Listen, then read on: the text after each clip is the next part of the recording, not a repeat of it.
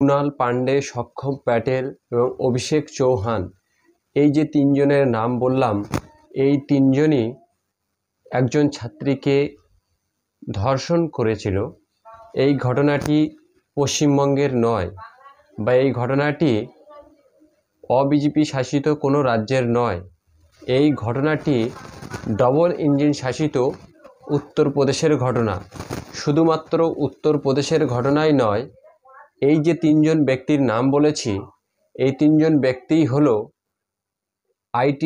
IIT অর্থাৎ engineering কলেজের ছাত্র। এবং ইঞ্জিনিয়ারিং কলেজটি কোথায় অবস্থিত? আইআইটি হিন্দু বেনারস ইউনিভার্সিটি, অর্থাৎ আমাদের দেশের অর্থাৎ আমাদের দেশের প্রধানমন্ত্রী যে লোকসভা কেন্দ্র থেকে পরপর দুবার জিতেছে, অর্থাৎ সেই বেনারস লোকসভা কেন্দ্রের মধ্যেই আইআইটি হিন্দু বেনারস ইউনিভার্সিটি অবস্থিত। এই কলেজেরই তিনজন ছাত্র একজন 22 বছর তরুণীকে গণধর্ষণ করেছিল গত বছরের নভেম্বর মাসে। সেই প্রধানমন্ত্রীর লোকসভা ক্ষেত্রের মধ্যে, অর্থাৎ লোকসভা এরিয়ার মধ্যে এমন নির্মম ঘটনা ঘটার পরেও গত পরশু এই তিনজনের মধ্যে দুজনকে কোর্ট শর্ত সাপেক্ষে জামিন দিয়েছে।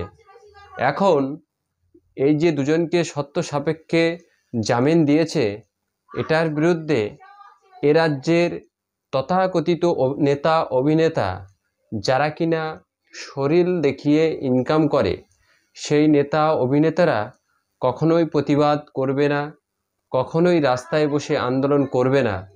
তার কারণ হলো, সেটা হলো দেশের প্রধানমন্ত্রীর লোকসভা কেন্দ্রের মধ্যে ঘটনা। ওই ধর্ষণটা বড় ধর্ষণ নয়।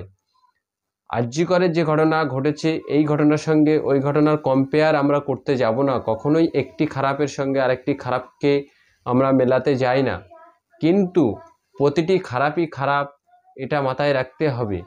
যারা আরজি করের ঘটনা নিয়ে প্রতিবাদ করছেন, তারা কি একবারও প্রতিবাদের স্বর একটু উঁচিয়ে বলবেন?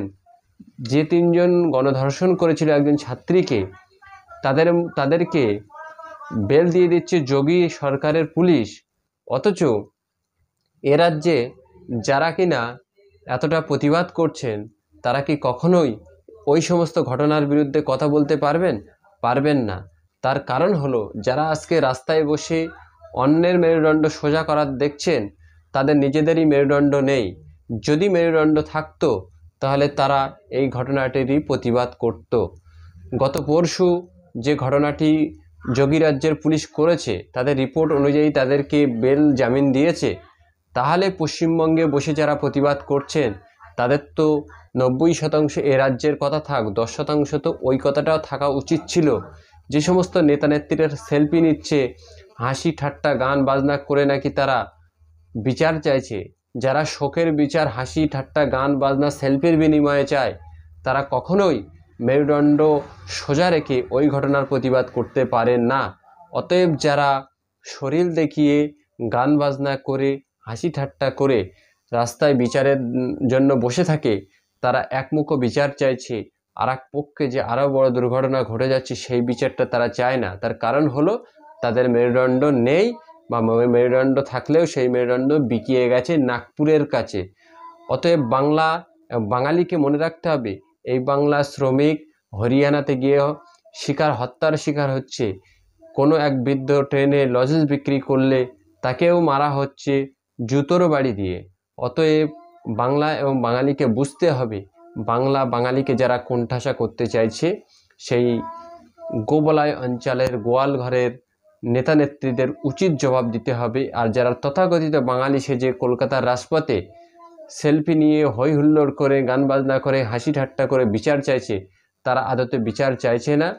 তারা তাদের মেরুদণ্ডকে নাগপুরের কোনো এক ঘরে গিয়ে বিকিয়ে দিয়ে চলে এসেছে। দর্শক, অবশ্যই আপনাদের মতামত কমেন্ট বক্সে জানাবেন।